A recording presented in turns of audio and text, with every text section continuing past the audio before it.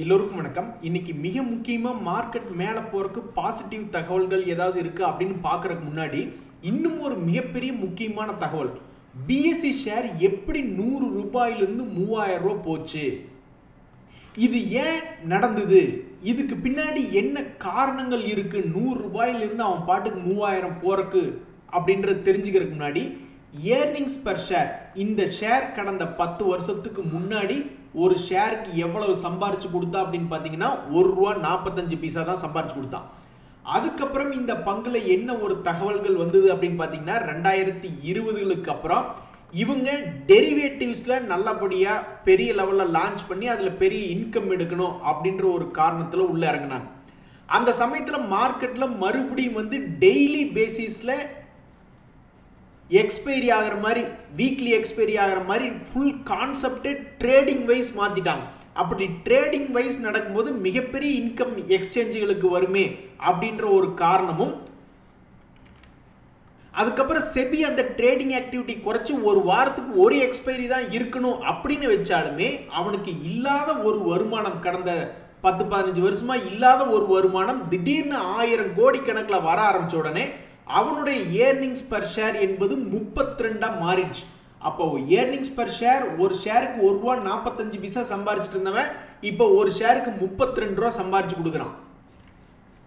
அப்ப ஆட்டோமேட்டிக்காகவே ஒரு கட்டத்துல 100 ரூபாய்க்கு இருந்த பங்கு அப்ப அவன் எவ்வளவு சம்பாரிச்சு கொடுத்துட்டு இருந்தான், 1.45 சம்பாரிச்சு கொடுத்துட்டு இருந்தான். இப்ப 32 மடங்கு சம்பாரிச்சு கொடுக்குறான்னா அப்ப 10 வருஷத்துக்கு முன்னாடி இருந்த ஷேரினுடைய விலை 32%, 32 மடங்கு என்பது ஏறி 3000 ரூபாய் பக்கத்தில் வந்ததுல எந்த விதமான ஆச்சரியம் இல்லை.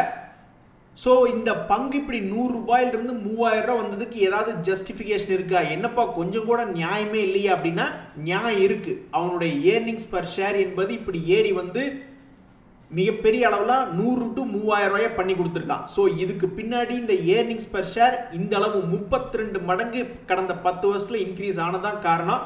இது பொதுவாக ரீட்டைலர்ஸ்னால கண்டுபிடிக்கவே முடியாது. ரிசர்ச் அனலிஸ்ட் மற்றும் பல்வேறு அட்வைசர்கள்னால தான் இதை கண்டுபிடிக்க முடியும். ஏன்னா அவங்க தொடர்ந்து ஏதாவது கம்பெனிகள் மீட்டிங் நடத்தும் போது அந்த மீட்டிங்ல போய் பங்கெடுத்துக்கிட்டு என்ன நடக்குது அப்படின்றத பார்க்குறாங்க. அதுபோக அவங்களுடைய ஒவ்வொரு ரிசல்ட்டுகள் வரும் பொழுதும் அடுத்தது அவங்க அடுத்த குவார்டர்ல எப்படி ரிசல்ட் கொடுக்குறாங்க அப்படின்ற மாதிரி ஒரு மாதிரி கெஸ் பண்றாங்க. இதனால தான் பல பேர்னால 100 ரூபாயிலிருந்து 3000 ரூபாய் என்பது பிடிக்க முடியாம போயிடுச்சு. இப்போ கூட சமீபத்தில் கண்ணுக்கு முன்னாடி இந்த 2025ல் 1000 ரூபாய் ரேஞ்சில் விழுந்தான். அதுக்கப்புறம் இப்போ 3000ன்னு ட்ரேட் ஆயிட்டு இருக்கு. சரி நண்பர்களே, எல்லாருமே ஆவலோட என்ன எதிர்பார்த்துக்கிட்டு இருக்கிறோம்னா கடந்த ஒரு வருஷத்தினுடைய உச்சி 26,000க்கு மேல நிஃப்டி வருமானு தான் பார்த்துக்கிட்டு இருக்கோம். அவன் என்ன பண்ணான்றான்னு தெரியல. இப்போதைக்கு பாசிட்டிவ் பாயிண்ட் என்ன அப்படின்னு பார்த்தோம்னா 25,000க்கு மேல தான் நிஃப்டி இருக்கு. அதுவே ஒரு நல்ல பாசிட்டிவ் பாயிண்டா தற்போது இருக்கு. வேற ஏதாவது பாசிட்டிவ் தகவல் இருக்குன்னா அமெரிக்காவுக்கும் சைனாக்கு இடையில ட்ரேட் டாக்ஸ் கொஞ்சம் வேகம் எடுத்துக்கிட்டு இருக்கு, அதனால பெரிய பிரச்சனை இல்லை அப்படின்னு. அதே மாதிரி நம்மளுடைய எஃப்ஐஐஸ் இந்த மாதத்துல ரொம்பவுமே சுமாராக 1000 கோடிக்கு வாங்குறது அப்படின்ற மாதிரி பண்ணிக்கிட்டு இருந்தாங்க. அதுவும் இல்லாமல் 200 கோடி 2000 கோடின்னு வித்துக்கிட்டு தான் இருந்தாங்க. நேத்து கொஞ்சம் ஹெவியா 1992 கோடி என்பதுக்கு நேத்து வாங்கியிருக்காங்க. உடனே எல்லாத்தினுடைய சந்தேகம், இந்த அமெரிக்காவுடைய டாலர் இண்டெக்ஸ் 100க்கு கீழே தானே இருக்கானே அப்படின்ற மாதிரி பார்த்துக்கிறதா. உண்மைதான், அது 100க்கு கீழே இருக்கு. இதனாலேயே நம்மளுக்கு எஃப்ஐஎஸ் கொஞ்சம் உதவி பண்ற மாதிரி தெரியுது. இன்னும் ஒரு மிகப்பெரிய ஒரு தகவல் நண்பர்களே, அதாவது இந்த எலான் மஸ்க் அவர்களுக்கும் ட்ரம்ப் அவர்களுக்கும் முட்டிக்கிச்சு. 2 பேருமே அமெரிக்காவில் பெரிய ஆளுகள். ஒருத்தர் நாட்டில் பிரசிடென்ட் அப்படின்னா இன்னொருத்தர் சோஷியல் மீடியாவில் பிரசிடென்ட். அந்த அளவுக்கு செல்வாக்கு மிக்கவர்கள். அந்த எலான் மஸ்க் புது பார்ட்டி ஆரம்பிக்க போறதாக தகவல்கள் வந்துகிட்டு இருக்கு. அப்ப நம்மளுடைய ஐடி துறையே இப்படி ரொம்பவுமே மோசமா கீழே இறங்கி கிடக்கிற காரணம் ட்ரம்ப் அவர்களும் அவர்கள் கொண்டு வந்த பாலிசி. ஒருவேளை ஆட்சி மாற்றம் ஏதாவது மாறுது அல்லது பிரசிடென்ட்டே மாறுறாங்க அப்படி இப்படின்னு ஏதாவது தகவல்கள் வருதா என்றது தெரியல. அது வருதோ இல்லையோ, தற்போதைக்கு ஐடி துறை பங்குகளுக்கு இது போன்ற தகவல்கள்னால ஒரு பாசிட்டிவ் மொமெண்டமா தற்போதைக்கு வந்திருக்கு. இனி அடுத்தடுத்த மணி நேரங்கள்ல, இன்னும் 1 மணி நேரம் கழிச்சு அல்லது அடுத்தடுத்த மணி நேரங்கள்ல இனி என்ன நடக்க போகுது, ஐடி துறை பங்குகளுக்கு ஏதாவது தகவல் வருதான்னு நிறைய பேர் பார்த்துட்டு இருக்காங்க. அப்படி ஒருவேளை வந்ததுனாக்கா ஐடி பங்குகள் நம்முடைய மார்க்கெட்டை மேலே தூக்கிட்டு வருமா அப்படின்றது பொறுத்திருந்து தான் பார்க்கணும். அண்ணே உங்களுக்கு எங்கேயும் மச்சம்னே அப்படின்ற மாதிரி இந்த கேப்ரிக் குளோபல் அப்படின்ற பங்கு நேற்று திடீர்னு ஒரு 20% பக்கம் ஒரே நாளில் எகிரிட்டான். மிகப்பெரிய ஒரு உயர்வு நேற்று. அதுக்கு என்ன காரணம்னா, அவங்களுடைய கோல்டு லோன் யாராவது வாங்கியிருக்காங்கன்னா அவங்களுடைய பேங்க் அக்கௌண்ட் வேற ஏதாவது ஒரு பேங்க் அக்கௌண்ட் வச்சிருப்பாங்க இல்லையா, அங்கிருந்தே அவங்களுடைய பணத்தை இஎம்ஐக்கு டிடெக்ட் பண்ணிக்கிற மாதிரி நாங்கள் டிஜிட்டல் அப்கிரேட் பண்ணிட்டோம் அப்படின்ற ஒரு தகவல் தான் நேற்று ஆல்மோஸ்ட் ஒரு 20% பக்கம் ஏறினான். ராத்திரியோட ராத்திரியா மிகவும் ஒரு சுமாரான தகவல். நாங்கள் 146 ரூபாய்க்கு எங்களுடைய பங்குகளை கொஞ்சம் விற்கிற குவாலிஃபைடு இன்ஸ்டிடியூஷனல் பிளேஸ்மெண்ட் பண்ணுறோம், 2000 கோடி அதன் மூலியமா எங்களுக்கு பணம் வரும் அப்படின்ற மாதிரி ஒரு தகவல். இது மிகப்பெரிய ஒரு அதிர்ச்சிகரமான தகவல். இந்த அதிர்ச்சியை தாங்கி எப்படி நிற்கிறானே யாருக்கும் தெரியல. டோட்டலாக ட்ரேடர்களை கன்ஃபியூஸ் பண்ணுற மாதிரி இந்த கேப்ரிக் குளோபல் அப்படின்ற பங்கு இன்னைக்கு இன்ஃபேக்ட் பாசிட்டிவ்க்கே வந்துட்டான். காலையில் நெகட்டிவ்ல இருந்து பாசிட்டிவ்ல வந்து ட்ரேட் ஆனா, நியாயத்துக்கு இந்த மாதிரி ஏதாவது ஒரு டிஸ்கவுண்ட்ல விற்கிறாங்க, கரண்ட் மார்க்கெட் பிரைஸை விட டிஸ்கவுண்ட்ல விற்கிறாங்கன்னா பெரிய அளவில் அதிர்ச்சிகரமாக கீழே போய் விழுகணும். ஆனால் என்னதான் நடக்குது இங்கே அப்படின்றது தெரியாதபடிக்கு இந்த கேப்ரிக் குளோபல் இன்னைக்கும் ஒரு மாதிரி ஃப்ளாட்டாக தான் ட்ரேட் ஆகிட்டு இருக்கான். இந்த சமயத்தில் டாடா பவர் ஷேர் கொஞ்சம் கூட சத்தம் இல்லாமல் ஒரு மிகப்பெரிய ஒரு சாதனையை பண்ணியிருக்கு. இதனால பல முதலீட்டாளர்களுக்கு சந்தோஷம் அப்படின்றது வந்திருக்கு. அதாவது இந்த வருஷ ஸ்டார்டிங்ல இருந்து எடுத்து பார்த்தோம்னு வச்சுங்களேன், அவனுடைய ஹை 400 ரூபாய் ரேஞ்சை தாண்டி இப்போ ட்ரேட் ஆகிட்டு இருக்கு. சமீபத்தில் 340 கீழே விழுந்து கிடந்த பங்கு இவன் இன்றைக்கு செஞ்ச சாதனை என்ன அப்படின்னு பார்த்தீங்கன்னா, கடந்த வருஷ ஸ்டார்டிங்ல இருந்து 2025 ஸ்டார்டிங்ல இருந்து பார்க்கும்பொழுது தன்னுடைய வீழ்ச்சியை மீட்டெடுத்திருக்கான். இதே மாதிரி ஒரு 1 இயர் லோவெல்லாம் மீட் எடுத்தான்னு வச்சிங்களேன், இன்னும் அபாரமாக இருக்கும். 460 வந்துட்டான்னா ரொம்ப அபாரமாக தான் இருக்கும். நிறைய பேர் என்ன நினச்சிட்டு இருப்பாங்கன்னா, இதில் வர்ற லாபத்தை வச்சு ஒரு பால் பண்ணை வைக்கிறதுக்கு ஒரு லாபம் வரலினா கூட பரவாயில்ல, கடைசியில் ஒரு தேங்காய் மண்டி வைக்கிற அளவுக்காவது லாபம் வந்தால் பரவாயில்லைன்னு தான் நினச்சிட்டு இருப்பாங்க. ஸோ இந்த டாடா பவர் அப்படின்ற பங்கு கூடிய விரைவில் ஒரு 500 ரூபா பக்கத்தில் வந்துச்சுன்னா மகிழ்ச்சிகரமாக தான் இருக்கும். நண்பர்களே, ஒரு மிகப்பெரிய ஒரு தகவல். அதாவது இந்த ஐடிஎஃப்சி ஃபர்ஸ்ட் பேங்குக்கு ஒரு சின்ன புஷ் கிடச்சி 50 ரூபா ரேஞ்சிலிருந்து இப்போ 71 ரூபாய்னு 200 டேஸ் மூவிங் ஆவரேஜுக்கு மேலே தான் ட்ரேட் ஆகுது. ஒரு மொமெண்டமில் தான் ட்ரேட் ஆகிட்டு இருக்கு. இந்த சமயத்தில் ஏதாவது ஒரு மிகப்பெரிய ஒரு ட்ரிகர் கிடைக்காதா அப்படின்ற மாதிரி நிறைய பேர் பார்த்துக்கிட்டு இருக்காங்க. சமீபத்தில் கூட இந்த பேங்க்ல இருந்து என்ன ஒரு தகவல் அப்படின்றது வந்ததுன்னு பார்த்தீங்கன்னாக்கா, முதல் முறையாக டிவிடெண்ட் கொடுக்கறதுக்கு தயாராகிறதா அப்படின்ற மாதிரி சில மாதங்களுக்கு முன்னாடி, சில நாட்களுக்கு முன்னாடி ஒரு தகவல் வந்தது. இந்த மாதிரி ஏதாவது டிவிடெண்ட் கொடுக்கறதுக்கு என்னன்னு நாங்கள் பார்த்துக்கிட்டு இருக்கோம் அப்படின்ற மாதிரி அவங்களுடைய தகவல் ஒன்று இருந்தது. அப்போ கிட்டத்தட்ட ஒரு மாதம் இந்த தகவல் வந்து தள்ளி வந்துடுச்சு. அப்போ அதை நோக்கி நெருங்கிக்கிட்டு இருக்காங்க அப்படின்ற மாதிரி தான் அர்த்தம். ஸோ திடீர்னு ஏதாவது கடந்த 4-5 வருஷமாகவே அவங்க டிவிடெண்டே என்பதே கொடுக்கல. ஸோ கடந்த காலத்தில் முதல் முறையாக டிவிடெண்ட் கொடுக்குற மாதிரி ஏதாவது ஒரு தகவல், அதாவது இரும்பு வந்து நல்லா சூடாக இருக்கும்போதே அடித்து நிமித்தினாதான் அதுக்கு வேணுங்கிற ஷேப்பில் கொண்டு வர முடியும் அப்படின்ற மாதிரி ஒரு மொமெண்டம்ல இருக்கும்போது இன்னும் அடிஷ்னலாக ஏதாவது தகவல் வந்ததுன்னா ரொம்ப சூப்பராக இருக்குமே அப்படின்ற மாதிரி இந்த பங்கு முதலீட்டாளர்லாம் பார்த்துட்டு இருக்காங்க. ஏன்னா இதுக்கு முன்னாடி 2 முறை டெக்னிக்கலாக கொஞ்சம் மேலே வர மாதிரி காமிச்சான். அதுக்கப்புறம் அதனால் நிற்க முடியல. அதுக்கப்புறம் கிட்டத்தட்ட ஒரு வருஷம் கழிச்சு இப்போதான் ஒரு முறை அந்த 2 டேஸ் மூவிங் ஆவரேஜை தாண்டுற மாதிரி புல்லிஷ்னஸ் காட்டுறான். இப்போ ஒரு நல்ல ஒரு அருமையான ஒரு தகவல், முதல் முறையாக டிவிடெண்ட் கொடுக்குறாங்க அப்படி இப்படின்னு ஏதாவது வந்துச்சுன்னா ரொம்ப மனசுக்கு சந்தோஷமா இருக்கும். நண்பர்களே, சமீபத்தில் இந்த ஜனா ஸ்மால் ஃபினான்ஸ் பேங்க் அப்படின்றது மற்ற ஸ்மால் ஃபினான்ஸ் பேங்க் விட பெருசாவெல்லாம் கிராஷ் ஆகலை, ரொம்பவும் குறைவாக தான் இறங்கியிருந்தான். அவனுடைய விலைகள் அப்படின்றது பார்த்தீங்கன்னா சமீபத்தில் வந்து லிஸ்ட் ஆனதுக்கப்புறம் 400 to 750 வரைக்கும் போயிட்டு மறுபடியும் 400 போயிட்டு மறுபடியும் 550 வந்து ட்ரேட் ஆகிட்டு இருக்கான். இவனுடைய சமீபத்தினுடைய குவார்டர்லி ரிசல்ட்டுமே கொஞ்சம் ஏறுமுகமாக தான் 97 கோடி 111 கோடி 123 கோடி தான் லாபம் காமிச்சிருக்கான். இப்படி இருக்கக்கூடிய இந்த நேரத்தில் அந்த ஜனா ஸ்மால் ஃபினான்ஸ் பேங்க் ஆர்பிஐக்கு அப்ளிகேஷன் போட்டிருக்காங்க. எங்களுடைய ஸ்மால் ஃபினான்ஸ் பேங்க்லேருந்து யூனிவர்சல் பேங்காக மாற்றுற மாதிரி ஒரு லைசன்ஸ் கொடுங்க அப்படின்ற மாதிரி கேட்டிருக்காங்க.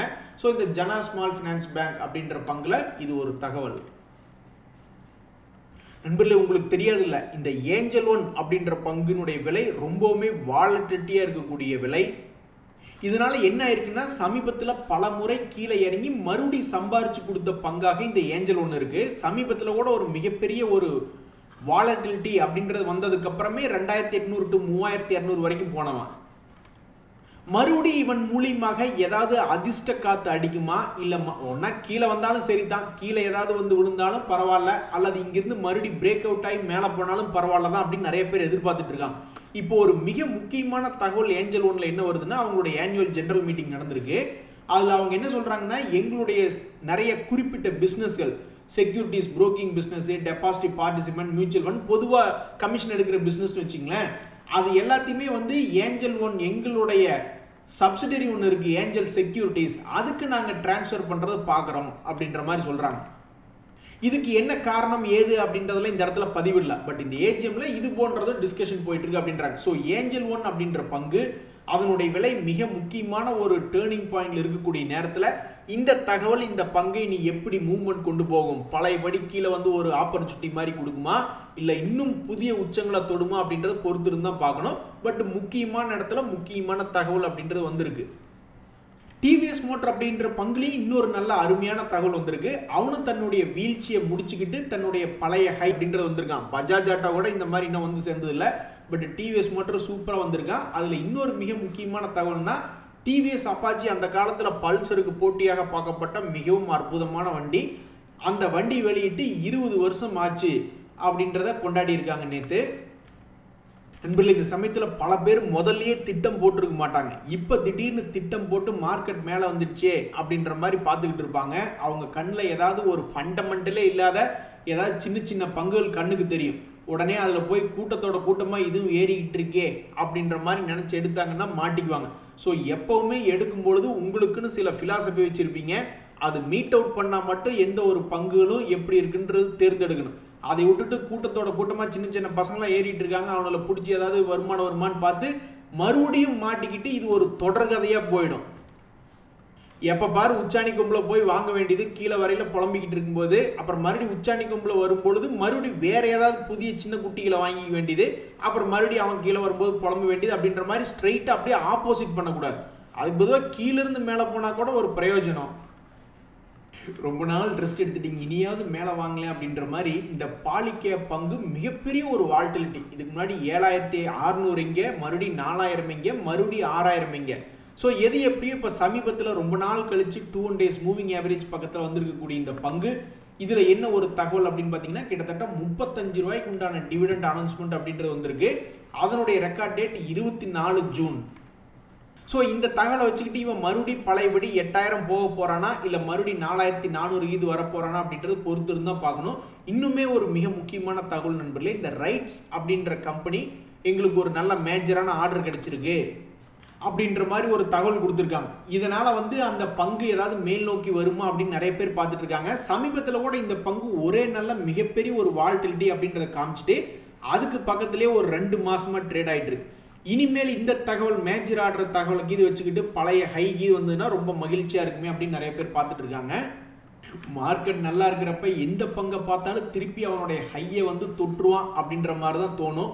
அப்படி தொற்றுச்சுன்னா ரொம்ப சந்தோஷம். தற்போதைக்கு மார்க்கெட் ரொம்ப சப்போர்ட் பண்ணிட்டு இருக்கிறதுனால, இறங்காமல் நல்லா சப்போர்ட் பண்ணிட்டு இருக்கிறதுனால கண்களுக்கு குளிர்ச்சியாக தான் இருக்குது. அடுத்தடுத்த நாட்கள்லையும் மார்க்கெட் சப்போர்ட் பண்ணி எல்லா பங்குகளும் தன்னுடைய பழைய ஹையை வந்து தொட்டுட்டா ரொம்ப மகிழ்ச்சி தான். நண்பர்களே, மிக முக்கியமான ஒரு தகவல், அதாவது இந்த ஹிந்து ஜிங்க் அப்படின்ற பங்கு சமீபத்தில் மேல் நோக்கி ஏறி வந்த பங்கு. அந்த பங்குல மறுபடியும் இன்னொரு 3 தகவல் என்ன அப்படின்னு பார்த்தீங்கன்னா, ஜூன் 13ஆம் தேதி அவங்க இன்வெஸ்டர்ஸை மீட் பண்ணுறாங்க அப்படின்ற ஒரு தகவல்.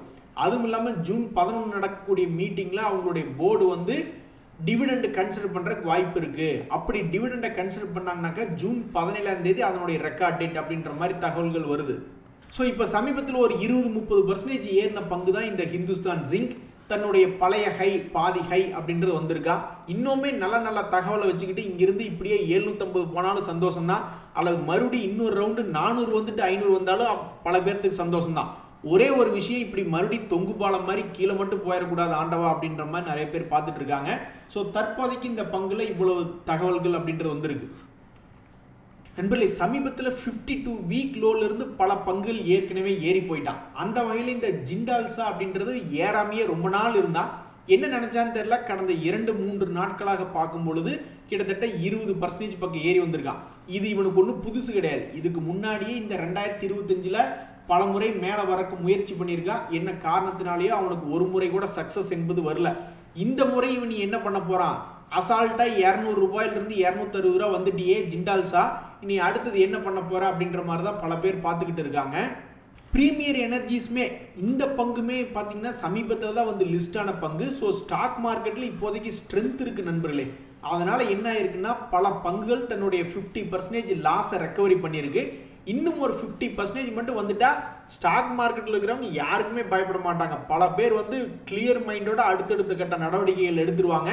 அந்த கேப் ஒரு சின்ன கேப் தான், அது எப்போ வருவான்னு தான் தெரியல நண்பர்களே. இன்னைக்கு இந்தியன் பேங்க் ஷேர் பிரைஸ் வந்து மரணடி ஆல்மோஸ்ட் 24 ரூபாய் இறங்கியிருக்கு. இருந்தாலும் இந்த 24 ரூபாயில 16 ரூபாய் டிவிடெண்டுக்கு உண்டான ரெக்கார்ட் டேட், அதனால அதுல கொஞ்சம் போயிடுது. அதே மாதிரி டாடா இன்வெஸ்ட்மெண்ட் இன்னைக்கு 27 ரூபாய் டிவிடெண்ட் கொடுக்குற ரெக்கார்ட் டேட். இந்த வெஸ்வியஸ் இந்தியா அப்படின்றதுடைய ஸ்பிளிட்டுக்கு உண்டான ரெக்கார்ட் டேட் இன்னைக்கு. நண்பர்களே, கீழே விழுந்து கிடக்கக்கூடிய 4 பங்குகளை பார்க்க போறோம். அதுல இந்த டிசிஎஸ் ஆகட்டும், அதே மாதிரி இன்ஃபோசிஸ் ஆகட்டும், இவங்கெல்லாம் வந்து தகவல்களே தேவையில்லை. இவனுங்களா கீழே விழுந்தாலும் மறுபடியும் மேல் நோக்கி ஏறக்கு வாய்ப்புகள் அதிகம். ஏன்னா இவங்களுடைய ஏஎம்சிலேயே அதிகமான வருமானம் அப்படின்றது வந்துட்டு இருக்கு, ஒரு நிலையான வருமானம் அப்படின்றது வந்துட்டு இருக்கு. அதுவும் இல்லாமல் இப்போ புதுசாக வந்திருக்கக்கூடிய ஆர்டிஃபிஷியல் இன்டெலிஜென்ஸ் ஆகட்டும், செமிகண்டக்டர், எதை எடுத்தாலுமே சாஃப்ட்வேர் மென்பொருள் இல்லாமல் ஒன்றுமே பண்ண முடியாது. அதனால இவனுங்களா விழுந்தானே இவனுங்களே எந்திரிக்கிறதுக்கு பல சக்திகள் அப்படின்றது இருக்கு. அந்த வகையில் இந்த இன்ஃபோசிஸும் சரி, அதே மாதிரி இந்த டிசிஎஸும் சரி, திடீர்னு ஒரு 4-5% மேல் நோக்கி ஏறி மார்க்கெட்டை தூக்கி விடுவாங்களா அப்படின்ற மாதிரி நிறைய பேர் பார்த்துட்டு இருக்காங்க. இவங்க 2 பேர் மட்டும் இல்லை, இந்த சன் ஃபார்மா, தீபக் நைட்ரேட் போன்ற சில ஷேர்களுமே சமீபத்தினுடைய லோவில் வந்து விழுந்திருக்கு. அங்கிருந்து ஏதாவது கொஞ்சம் மேல் நோக்கி வருமா அப்படின்ற மாதிரி ஆண்டவனை பார்த்து பிரார்த்தனை பண்ணிக்கிட்டு இருக்காங்க. அட உனக்கெல்லாம் என்ன, அட மற்ற பங்குகளுக்கு தான் 4 நட்சத்திரம் பார்த்து அவனுக்கெல்லாம் ஏதாவது நியூஸ் வந்து ஏறானுங்களா அப்படின்ற மாதிரி பார்க்கணும். ஆனால் ஸ்டாக் மார்க்கெட்டில் ரொம்ப ஸ்ட்ராங்கான ஃபேமஸான பங்கு தான் இந்த சன் ஃபார்மா. அட டக்குன்னு ஒரு 10% உன்னுடைய பழைய ஹையை வந்து தொட வேண்டியது தானே, இல்லைன்னா ஒரு 20% கீழே போ. ஏதாவது ஒரு நல்ல காரியம் அப்படின்றது பிறக்கும் இல்லை. இப்போ ஒரு மாசமாக ஒரே இடத்துலயே இருந்தால் என்னங்க பண்ணுறது அப்படின்ற மாதிரி இந்த சன் ஃபார்மா அப்படின்ற பங்கு எந்த சைடும் மூவ் ஆகாமல் இருக்கு. இப்போ மற்ற பங்கு, நான் ஒரு உதாரணத்துக்கு இந்த தீபக் நைட்ரேட்னு இருக்கு, உடனே அந்த பங்கெல்லாம் என்ன பண்ணுறான், அவன்லாம் டிவிடெண்ட் கொடுக்குறானா, எந்த செக்டரில் இருக்கா, கெமிக்கல் செக்டரில் இருக்கானா, அதே மாதிரி இவனுடைய கடன் எப்படி இருக்கு, டெட் டு ஈக்விட்டி ரேஷியோ எப்படி இருக்கு அப்படின்னு பல தகவல்களை பார்க்க வேண்டியதாக இருக்கு. அதே மாதிரி இவனுடைய குவார்டர்லி ரிசல்ட் எல்லாம் ஓரளவுக்கு இம்ப்ரூவ்மெண்ட் கொடுத்துருக்கானா அப்படின்னு பார்த்தா 3 வருஷத்துக்கு முன்னாடி 200 கோடியெல்லாம் கொடுத்துக்கிட்டு இருந்தவன் இப்போவும் 200 கோடி தான் கொடுத்துட்டு இருக்கான். ஸோ வளர்ச்சி என்பது கம்மியாக இருக்கிற மாதிரி இருக்குன்னு பல தகவல்களை பார்க்க வேண்டியதாக இருக்கு. ஸோ 52 வீக் லோவில் இருக்கக்கூடிய இந்த தீபக் நைட்ரேட் அப்படின்ற பங்கு இனி அடுத்தடுத்து என்ன நடவடிக்கை எடுப்பான் அப்படின்றது பொறுத்து இருந்தால் பார்க்கணும். இதுக்கு முன்னாடி அவன் என்ன பண்ணியிருக்கானாக்கா 2023 இப்படி தான் ஒரு குறிப்பிட்ட லோ அப்படின்றது வந்திருக்கான். 2022 அந்த லோவில் வந்து கொஞ்சம் ஏறி இருக்கா, 2023 24 வரைக்கும் ஏறி இருக்கா. இப்போ மறுபடியும் 25 அந்த லோவில் வந்து விழுந்திருக்கான். இனி இவன்லாம் என்ன பண்ணுறான் அப்படின்றது பொறுத்து இருந்து தான் பார்க்கணும். ஆனால் உனக்கு என்ன, நீ ஒரு 10% அடுத்து ஒரு 2-3 மாதத்துக்குள்ளே ஏறினா உனக்கு என்ன குறைஞ்ச போயிடுவ அப்படின்ற மாதிரி இந்த சன் ஃபார்மா பார்த்து பல பேர் கேட்டுக்கிட்டு இருக்காங்க. என்ன பண்ண போகிறாங்க அப்படின்றது தெரியல. நன்றி, வணக்கம்.